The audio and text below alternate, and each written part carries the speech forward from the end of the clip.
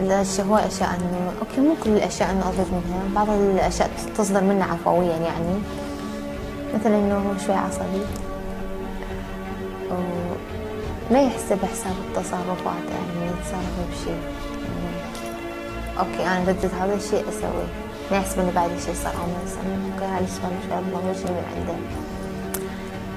بالاضافه لهذا انه من يتصرف الشغله ما يفكر بالمقابل او هيك شيء، هاي اشياء وايد تضوجني من عنده. بس اكو ايجابيات عنده بغض النظر عن السلبيات.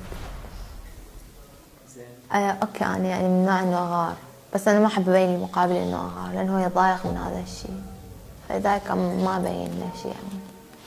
مرات اوكي اضوج، فمن اظل انه الزم ايدي حيل هيك شيء انه اتحمل، اقول اوكي عادي بس انا نفسي ما مهتمه. اي مرة واحدة صارت سالفة واكلت راشد من ورا بالبيت، يعني انه الشغلة مثلا انه اوكي يعني صار سوء فهم وهيك شيء، يعني مو شيء مو زين على مود انا انضربت راجدي، بس تأخرت رجعت للبيت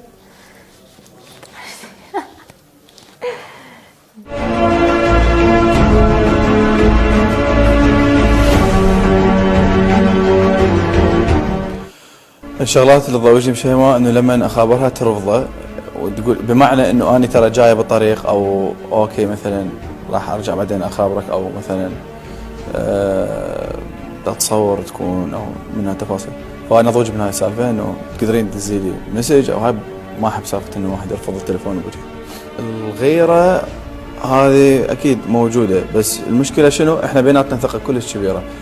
الغيره انه اكيد اكو كم بنيه يعني من زميلات الي هي ضوج منهم، مو بس انطار. هي هواي شغلات ظلت تتحمل على مودي في سبيل انه انا ما اضوج. فهذا الشيء حلو يعني من الايجابيات شيماء انه صارت انه صبوره وعندها تحمل بس بعدين تطلعها، تخليني اهدى وبعدين هي تطلعها. الكل شاف موضوعنا انه فكر انه هو كذبة نيسان، بس هو مو كذبة نيسان، لان كذبة نيسان هي تصير عادة بشهر ابريل، وهي تطلع اشاعات هواية باكثر الدول لانه بهذا الشهر يعني يكون به كذب، فاحنا ما سويناها مو كذبة نيسان ولا شيء، بس هي مو كذبة نيسان، هي كذبة فبراير. طبعا احنا لانه ضجنا على العالم اللي تحبنا والزعلانين علينا، مو صحيح؟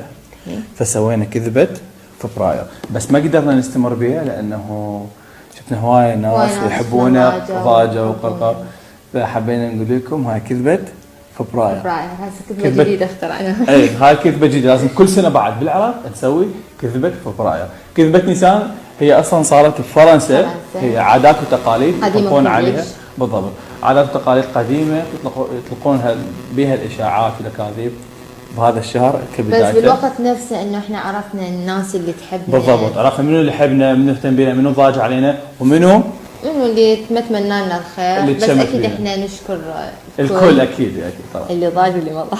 بالضبط. لا صدق